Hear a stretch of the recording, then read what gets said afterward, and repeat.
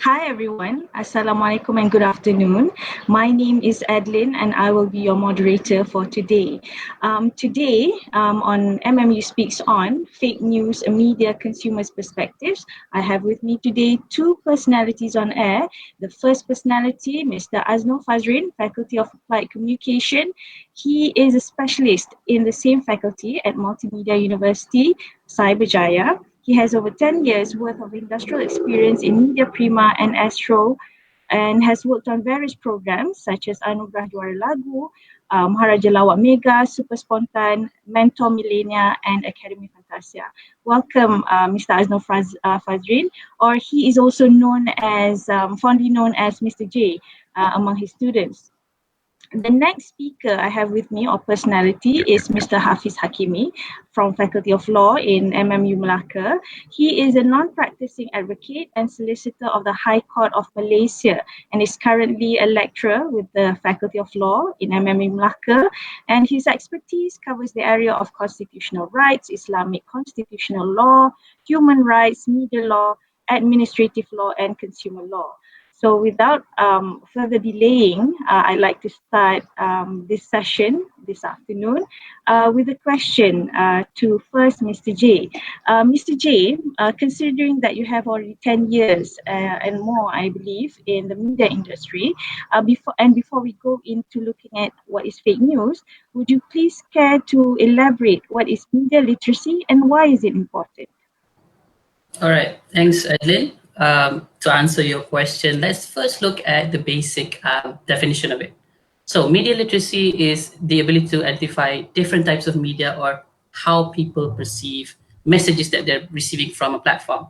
So, one fun fact that I found out was in 2017, the Collins English Dictionary named fake news as the word of the year, which is our topic for today. So, we're going to have a little bit of that. So, media literacy is how you share media items. Example, there are text messages, there are memes, there are social media, viral videos. There are so many things that we are bombarded with the media, and it's how we comprehend that information and turn it into knowledge that we can use. So media literacy is about all this. Is we use this as a tool to build the fundamentals of the knowledge structure, how we understand things.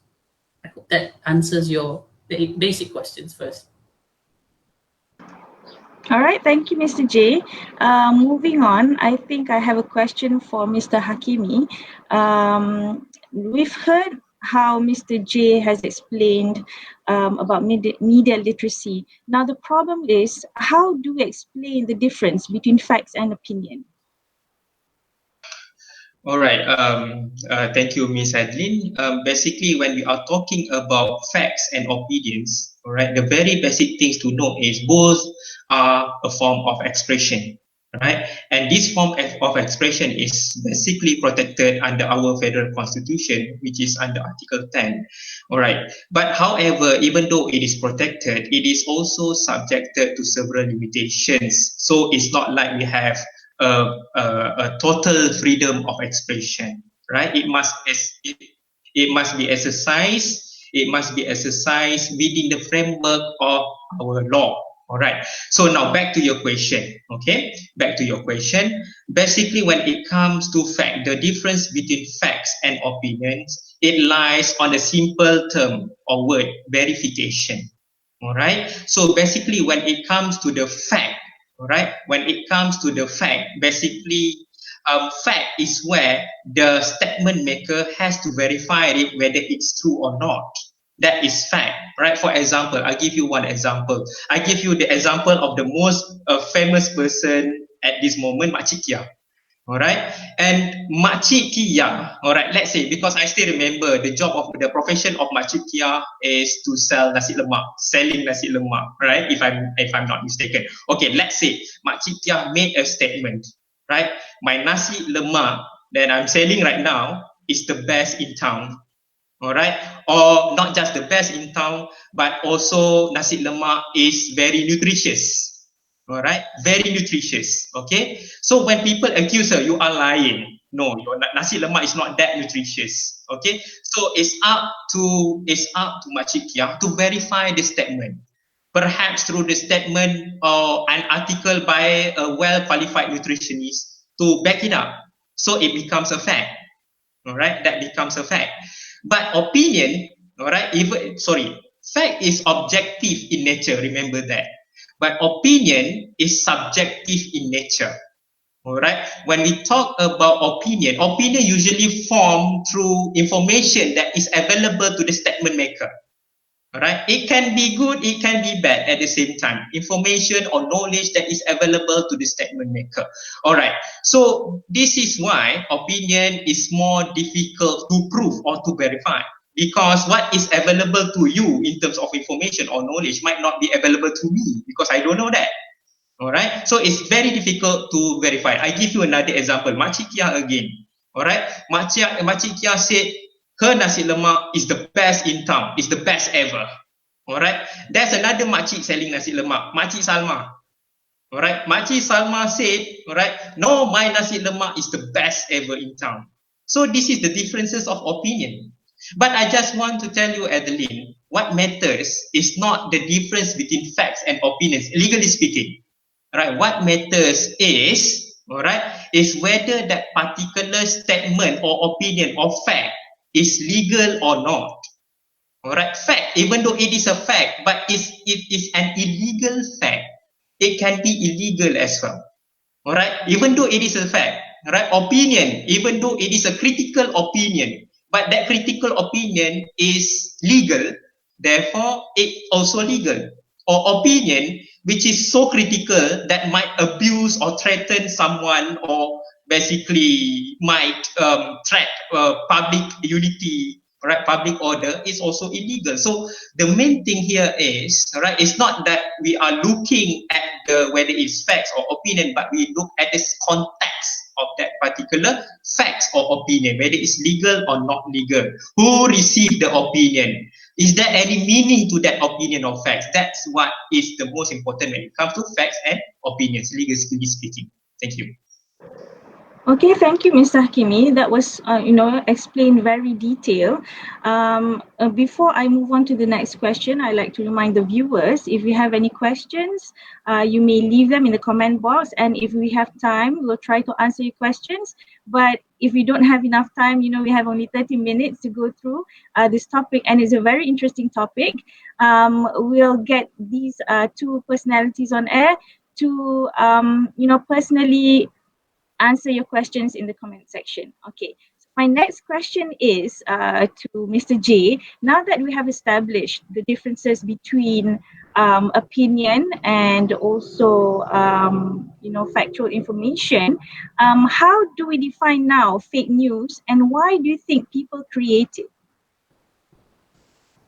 Well, let's really look at it from a standpoint of us as humans. We like to latch on to things that are interesting. When I say interesting with inverted commas, because it could be so many things.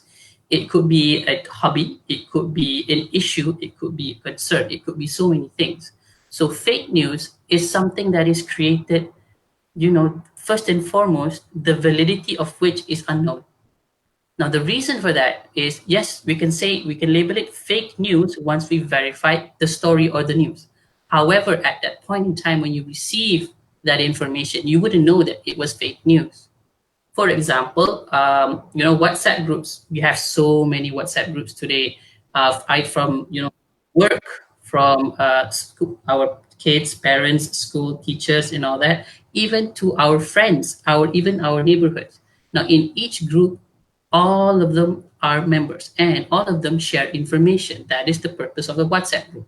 However, what is shared within that WhatsApp group could be both, positive or negative.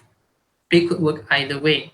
So fake news can be defined as, forging information in order to deceive the public based on, fictitious accounts that could mislead people. It could be depending on motives. So why do people create it? Let's look at that question really. Why would someone create something negative? Well, at that point in time, it could have started with number one, a rumor, right? A simple rumor which was started by speculation. So once speculation, goes out of hand and people start sharing stories like, say Makcik Kia was selling the sambal, right? Or the nasi lemak, sorry, the nasi lemak. But then after that, you don't know the harga or the price of the nasi lemak. Is it 2 ringgit? Is he selling it for higher? I don't know. So then people share within the community neighborhood and say, hey, Makcik Kia is selling nasi lemak for 2 ringgit. Is that cheap or not? I don't know. Or is she like, it's 2 ringgit, but it has a lot of rice, for example. You know, you can start with so many things. So the basis of it is, why do people create it? Because number one, it's interesting. Number two, it's sensational. Number three, there's always a hook to the story or a twist. So fake news draws on that. It draws on humanity's, or we as humans' ability to be curious, to want to know, see how things are.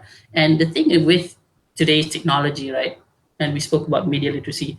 We absorb all this information from digital technologies. Like right now, we're doing a video conference. There are so many sources. However, the problem is verification does not happen. How do you know that a story is true or not? You don't, unless you actually check about it, or you verify, or you ask, where did you find this out? Check the source. But that usually doesn't happen in today's society, and that's kind of like what fuels the problem today. Yeah, so I hope that kind of gives us a picture of why do people do this. Adlin? Yes, thank you, Mr. J. For Mr. Hakimi, now that we've established, why people create fake news, I was wondering, because as of yesterday, about 264 reports of fake news have been made to the police, and investigations have been carried out. My question would be, what are the acts or regulations that could be imposed upon those people who create fake news? And what about, let's say Makcik Kia, she feels that she was accused of something that she didn't do, like selling nasi lemak, and people say that, oh, her nasi lemak is so expensive and whatnot, and she thinks that is fake news. So what kind of regulations or acts that also able to protect Makcik Kia in this particular situation? Okay, so basically, all right, let me detail the statistic, all right. Thank you very much for the statistic. Basically, there are 264 cases under investigation for fake news during this MCO period. 177 of them are still under investigation. 30 of them has been already been charged in court. 11 had been warned. All right, and 18 already pleaded guilty. So, in my opinion, in 2 weeks, in the span of 2 weeks, this is a 2 months, it's a very high number indeed. Right, 264 is a very high number. Imagine that in about more or less 50 plus days. All right, but back to the story, Makcik Kia. All right, so when we talk about legislation, all right, Makcik Kia proven to be a very popular person today. All right, but anyway, okay, back to the discussion. Okay, so basically, when we are talking about legislation that regulates fake news, there are so many, right? There are many legislation directly or indirectly, basically regulates fake news, right? I repeat, directly or indirectly, because not all legislations that can be applicable to prosecute or to prosecute on fake news are basically directly applicable for fake news itself. All right, even though it's not expressly provided that this law is applicable to fake news. However, it may be applicable on a certain circumstances. I will tell you how. Okay, for example, right, when it comes to fake news, right, when it comes to fake news, the usual law that we are using today, especially in regards to COVID-19 fake news, right? So basically today, it seems like the prosecution in court, they are favoring of using section 233 of the Communications and Multimedia Act 1998. All right. Okay, I know it sounds very technical. All right. So let me give you some analogy how it works. Okay. First and foremost, section 233 of this particular act, all right, basically is being used, okay, to curb, all right, fake news that being circulated in social media. All right, even though the provision itself is very general, yes. but it's being used to curb fake news in the social media. But there's an element to this particular section. The news must be made maliciously. Alright, malicious. There must be element of malice. Alright, therefore, then it can be then a person can be charged under this particular act for this offence. Okay, again, example, Makcik Kia. I want to use Pakcik Saleh lah. Pakcik Saleh. Alright. Pakcik Saleh. Okay, what happened to Pakcik Saleh? Pakcik Saleh have a Facebook. Alright, very, technology savvy, this Pakcik Saleh. Alright. Okay, so what happened? Okay, what happened? He updated a status in Facebook, right? So he said that his neighborhood basically has been locked down or closed down by the authorities because of COVID-19, for example, right? And it can be established that the reason why he did that because of he just want to harass the authority, the reputation of the authority. He just want to harass. So he may be charged, right, under Section 233 of the Communications and Multimedia Act. Okay, but we also have Section 211 of the Communications and Multimedia Act, which is basically specifically designed for bloggers, right, or for the owner of websites whenever they are writing or sharing fake news. Okay, and additionally, when it comes to fake news, you have to be reminded that, all right, sometimes we always disregard this matter. All right, WhatsApp group. I think, in my opinion, when it comes to fake news into this context, it's easily circulated through WhatsApp group. All right. So what happened? Even for WhatsApp group administrator, even though let's say it is a clear-cut offense if someone, for example, sharing a fake news in a WhatsApp group, so the one who shared it would be liable, or the one who made it would be liable. But if it comes to group administrator of WhatsApp group can also be liable. All right, by virtue of Evidence Act, Section 114A of Evidence Act, he or she could be liable as well. So be careful for those. All right, for anyone here basically happen to be WhatsApp group administrator. So if you see a fake news in WhatsApp group, so you have to delete it as soon as possible. All right, and in fact, all right, we have other laws that being used today when it comes to fake news, especially in regards to COVID-19.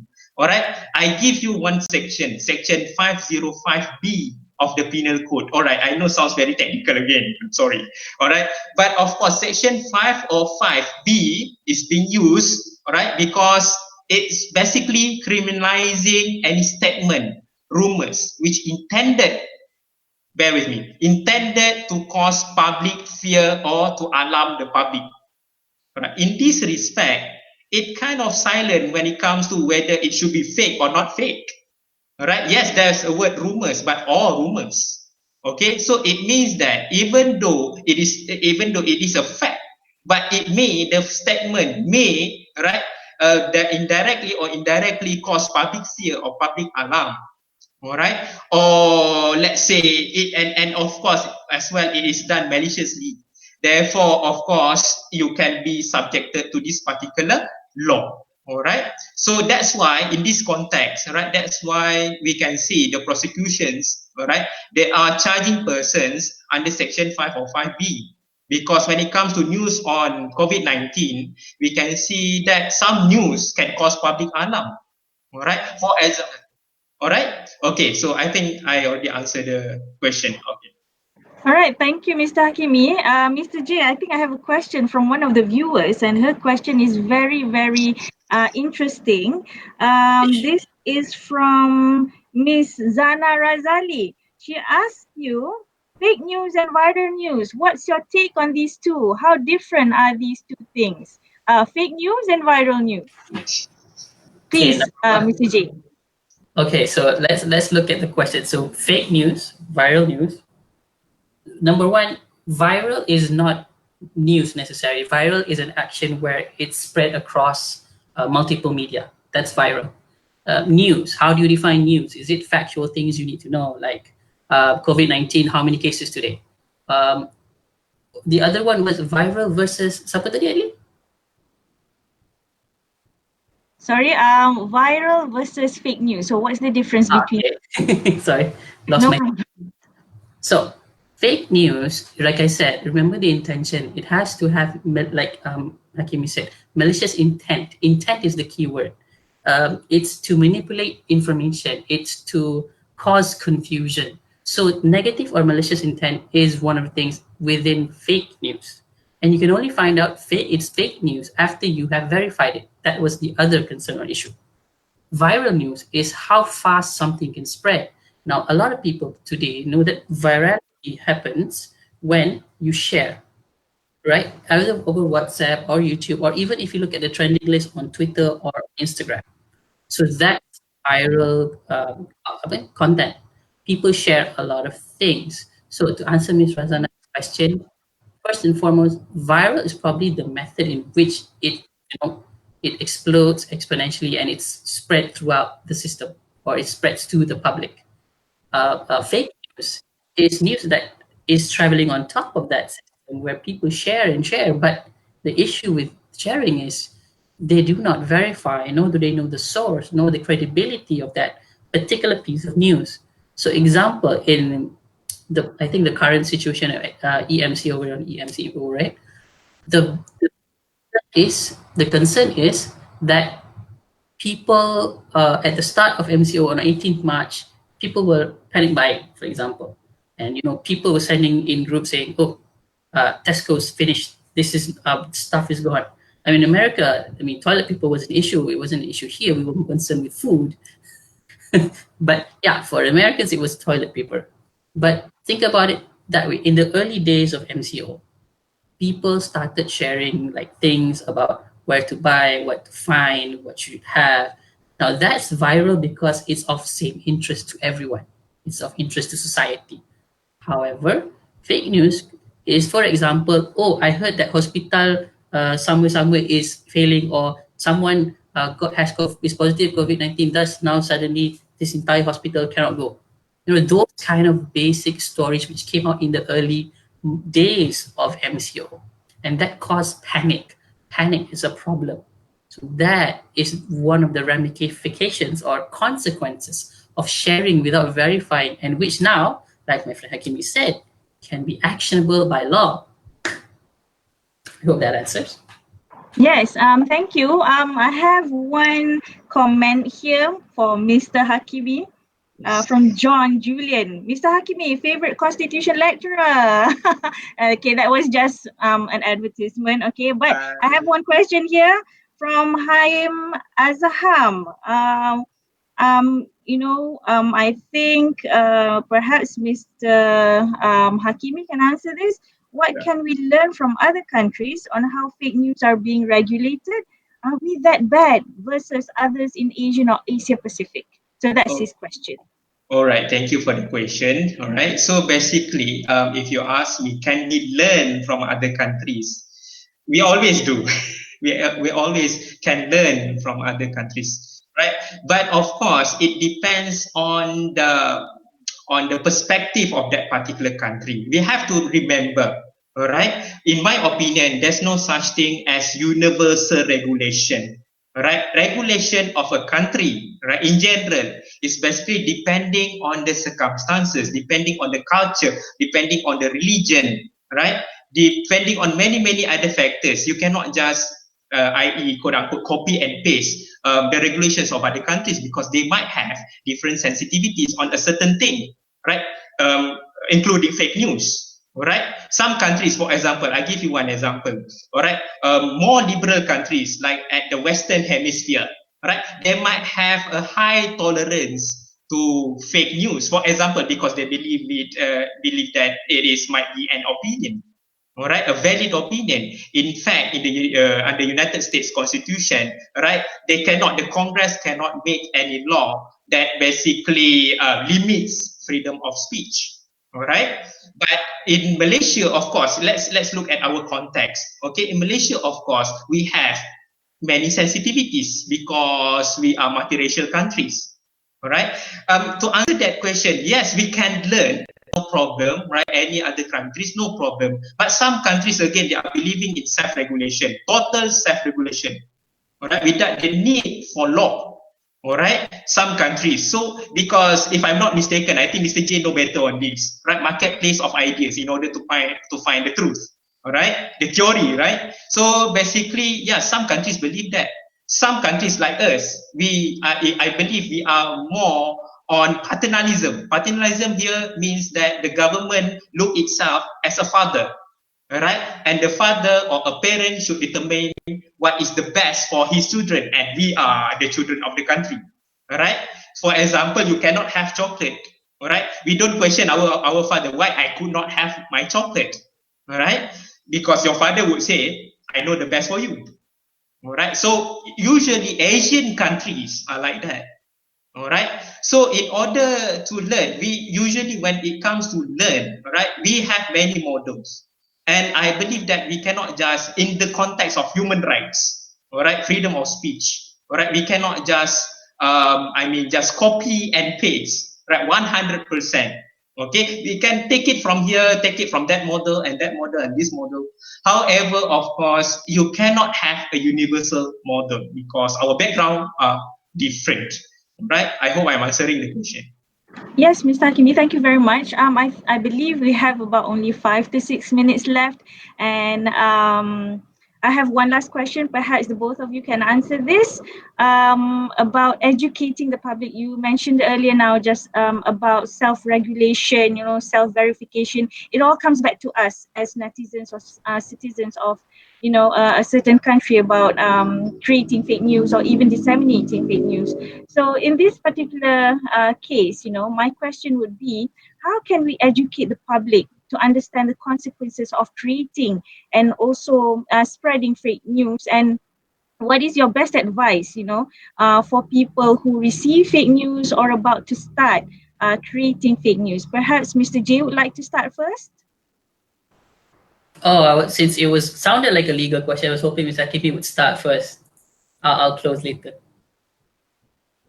Okay, Mr. Akemi, perhaps you can start first. It's sort of a legal question, and then maybe later Mr. J can answer in a media perspective.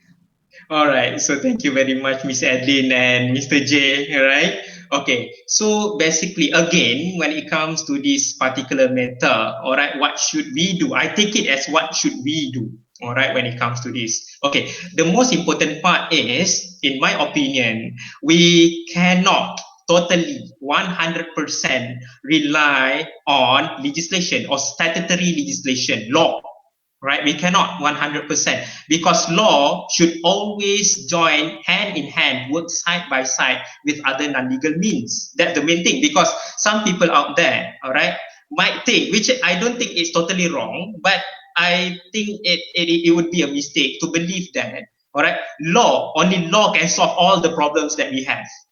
All right, not all right. In my opinion, that's not the solution. I mean, it's not 100%. All right, it must be worked together with other non-legal means. For example, self-regulation. All right, self-regulation. When it comes to self-regulation, we need to self-verify the news. All right, the information that we have, the information that people share with us, the information that we want to share. And I think into this context, it's very easy to verify. It's very easy. All right, we have many portals like sebenarnya.my. I think it's a fact checker. All right, it's a fact checker. And then, of course, if you have any doubts with that particular information, you can always cross-refer with other legitimate, all right, news portals, for example. I think it's rather I think this is a self-regulation, the easiest way that we can do. All right, and of course, the most important part is it's not just to make that fake news, all right, but to share that fake news is also a crime. All right, always remember that. All right, to share is a crime, not just to share. To allow it to be shared in a WhatsApp group is also a crime. So you have to be super careful with that, because we know everyone here, I think around 99% of the Malaysian population have a WhatsApp, right? So basically, you have to be very careful. All right, you can be charged as an accomplice to that particular news. All right. Why I said earlier we cannot 100% rely on law. alone, because when it comes to regulating fake news, basically we are regulating freedom of speech. When regulating freedom of speech, basically we are regulating rights. When it comes to regulation, we have to be careful that this regulation would not impede freedom of speech, all right? Because we have legitimate speech. And when it comes to freedom of speech, there's a thin line to be drawn, right, between illegal and legality of this particular information or news. So we have to be super careful. All right, we cannot dismiss everything to be malicious or fake. All right, so we have to be very careful with that. Again, all right, but the last resort is, okay, I said about self-regulation. But the last resort is, all right, if you think that these news have to be reported to the authorities, please report to the authorities. But I think that's always a last resort. In fact, we have other mechanisms on that. For example, let's say the news has been circulated on Facebook, all right, on Facebook. Therefore, of course, you can report it to the Facebook administrator, all right, that this particular news is malicious. So we have that kind, for me, that kind of mechanism are also considered as self-regulation. All right, thank you. Thank you. Okay, Mr. Hakimi. Sorry. That was a very, very interesting elaboration on how to handle this. Mr. J, if you can please elaborate more, in terms of the media perspective, perhaps. Well, before I start with the media perspective, I think we should start with the public perspective, which is really try to think about why would you spread fake news. Number one, it has a negative effect. I understand that for most of us, we receive the news and we go, "Oh, is this true? I'm not sure." But since someone sent it to me or it comes from a credible source, I'll send it across. But here's the thing that you should always do. So, number one, verify the facts of the news that you receive. How do you verify? There are several sources, there are several ways. Number one, mainstream media. Mainstream media such as news sources, Bernama, NSTP, Awani, all these news sources, their job is to find out the news. And you know that everything that they report has to be factual, because any story that is released is checked, it's verified. Once that is done, only can it be released to the public. So proper due diligence is done, right? So verification of facts, number one, mainstream media, news sources. Number two, like Mr. Hakimi said, there is sebenarnya.my. Now, sebenarnya.my is a government portal which was created to address the fake news issue. It's to address all these uncertain things that come into not just our WhatsApp groups, our Facebook messages, our walls, our Instagram, and people sharing without actually knowing what it's about. So sebenarnya.my's role is actually to, take away all that fluff and show you the truth. Is it true or is it not? Another way that you can use nowadays, because in the recent MCO, what I saw was that MTN used Telegram as their main source of information for COVID-19 news, other than the daily press conferences you see on every day at 2 and at 5, which, by the way, they've done a great job. MTN's Telegram account was promoted as the one source for you to understand or to find out what is the statistic for today, where are the red zones, what should you do, step by step. What should you do if you go to buy your groceries? How many? How far apart? 1 meter was the social distancing thing was at the start kind of a blur, but everyone kind of grew into it, so that was good. Now, so that's 3 possible sources. So always verify the facts. Another tip: don't forward if you're not sure. Don't forward if you're not sure also means if you don't know that this information is true, if you don't know that information is credible, and if you did not check, do not be the agent of chaos and send it across. Because the thing is, we see this information could be shared on Facebook. And I'll tell you a story, even my mother, anything she sees on Facebook, she thinks is true. And I have to be devil's advocate and tell her, no, that's not true. I have to say it. And she, looks at me one way and say, no, it's on Facebook. It's on Facebook. Just because it is on Facebook. Facebook, number one, is not regulated by someone. It is public domain. You can share whatever you want, right? So from the media's perspective, I'm going to change now my hat a bit.